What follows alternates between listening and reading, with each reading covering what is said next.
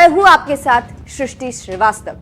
प्रियंका गांधी का नाम इस वक्त पूरी बीजेपी को डरा रहा है। योगी, शाह, मोदी, हर कोई प्रियंका के भौकाल से हैरान है।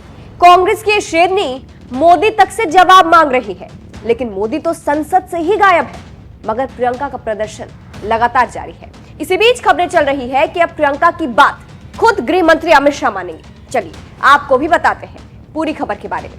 आपको तो याद ही होगा कि कैसे कांग्रेस सांसद प्रियंका गांधी ने सांसद बनने के कुछ ही दिनों बाद अमित शाह से मुलाकात कर ली थी, जिससे हर कोई चौंक गया था। इससे भी ज्यादा चौंकाने वाली बात यह थी कि प्रियंका ने राजनीति से हटकर वायनाड के लोगों के लिए अमित शाह से खुलकर बात की थी और उन्हें भी यही सलाह दी थी कि वो राजनीति से हटकर जनता की मदद करें। और अब क्या प्रियंका गांधी की यही बात गृह मंत्री अमित शाह मानेंगे? जी हाँ, कहा जा रहा है जिस तरह से प्रियंका गांधी मजबूती से अपनी हर बात रख रही है, मोदी बीजेपी के खिलाफ अपनी आवाज बुलंद कर रही है, ऐसे में अमित शाह प्रियंका की बात मानने को मजबूर हो जाएंगे। आपको फिलहाल बता दें, 4 दिसंबर को प्रियंका ने शाह से मुलाकात की थी। ये मुलाकात 10 मिनट की थी। इस मुलाकात में प्रियंका ने शाह से मांग की थी कि आपदा से जूझ रहे वायनाड के लिए 2000 करोड़ रुपए से ज्यादा की विशेष सहायता की जाए। बता दें, इस साल अगस्त में केरल के वायनाड में आए भूस्खलन में कई घर तबाह हुए थे। इसी को लेकर प्रियंका ने मांग की थी कि वायनाड में भूस्खलन के पीड़ितों की मदद की जाए और मोदी सरकार इनकी मदद करे। इसीलिए उन्होंने शाह से मुलाकात की थी। उन्होंने मुलाकात के बाद कहा था, हमने गृह मंत्री को वायनाड की स्थिति से अवगत कराया है, उन्हें बताया है कि वहां क्या क्या हुआ है और लोग पूरी तरह से बर्बाद हो गए हैं। लोगों के पास कोई सपोर्ट सिस्टम नहीं बचा है, लोगों के घर, बिजनेस सब कुछ बह गया है। हमने अपील की है कि राजनीति को परे रखते हुए वहां के लोगों की जितनी मदद की जाए वो करें। ऐसे में अब कहा जा रहा है कि क्या प्रियंका गांधी की यही बात अमित शाह मानेंगे? क्या प्रियंका की बात मानकर अमित शाह वायनाड के लोगों की मदद करेंगे? 3 बातें ऐसी हैं जिसको लेकर शाह प्रियंका की बात मानने को मजबूर हो सकते हैं। पहला तो ये कि प्रियंका ने कह दिया है कि राजनीति से परे ये आम जनता की बात है। ऐसे में शाह को जनता के लिए प्रियंका की बात पूरी करनी ही होगी। वहीं दूसरी बात यह है कि अभी जिस तरह से प्रियंका का भौकाल देखने को मिल रहा है, जिस तरह से वो कोई भी मुद्दा छोड़ नहीं रही है, हो सकता है शाह प्रियंका के हंगामे के डर से पहले ही उनकी बात मान ले। और तीसरा ये कि प्रियंका राजनीति से हटकर जनता के लिए मांग कर रही है। अगर शाह इस बात को नहीं मानते हैं तो कांग्रेस को नया मुद्दा मिल जाएगा कि शाह जनता की बात नहीं मान रहे हैं, पीड़ित लोगों के लिए कुछ काम नहीं कर रहे हैं। ऐसे में शाह प्रियंका की बात मानने को मजबूर हो सकते हैं, ऐसी बातें चल रही है। फिलहाल आपको क्या लगता है? जिस तरह से प्रियंका गांधी ने अमित शाह से मांग की थी वायनाड के लोगों के लिए, क्या अमित शाह प्रियंका गांधी की ये बात मानेंगे? कब तक मानेंगे देखना दिलचस्प होगा। लेकिन आपको क्या लगता है, क्या अमित शाह प्रियंका की बात मानने को मजबूर हो जाएंगे? जिस तरह से सवाल उठ रहे हैं, कमेंट करके जरूर बताइएगा। अंत में आपको सुनाते हैं कि प्रियंका ने अमित शाह से मिलकर क्या कुछ कहा था उस वक्त। सुनिए। मैम, आप गृह मंत्री से मिली है, केरल के सारे सांसद थे, क्या मांगे आपने रखी है? देखिए, हमने जो वहाँ की स्थिति है उससे अवगत किया है, उन्हें बताया है कि वहाँ पे किस तरह से जो हुआ, क्या क्या हुआ है और किस तरह से लोग पूरी तरह से बर्बाद हो गए, क्योंकि जो नदी है उसकी धारा ही बदल गई, तो पूरा पहाड़ चले गया उसके साथ।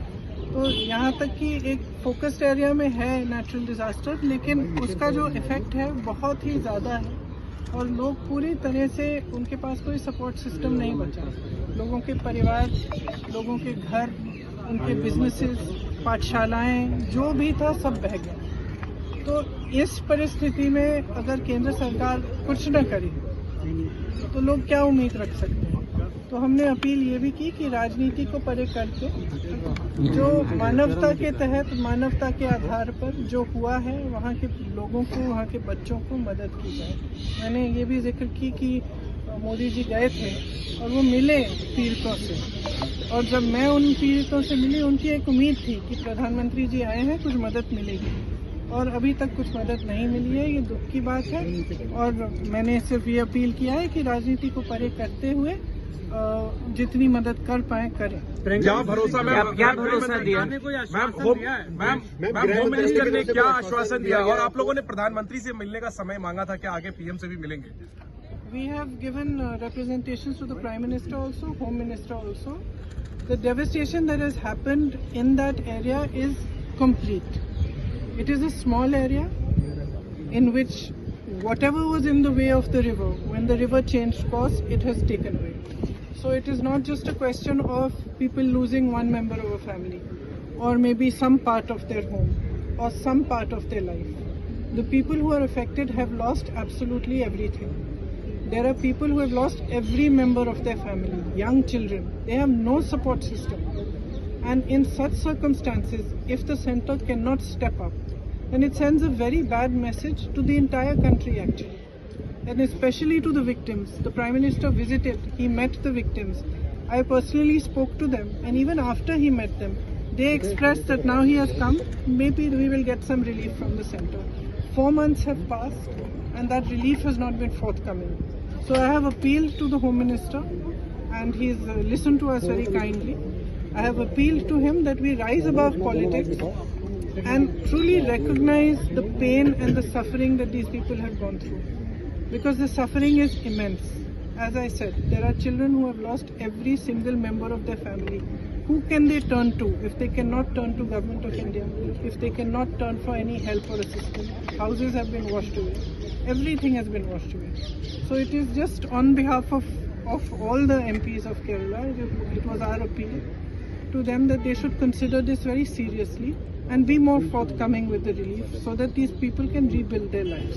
मैम, होम मिनिस्टर ने क्या आप लोगों को कहा, और कल बताया जा रहा है कल शाम तक उन्होंने कहा कि कुछ डिटेल्स देंगे, क्या उन्होंने कहा है कि जो किया गया है और जो हो सकता है, उन दोनों चीज़ों की डिटेल हमें कल शाम तक दे देंगे।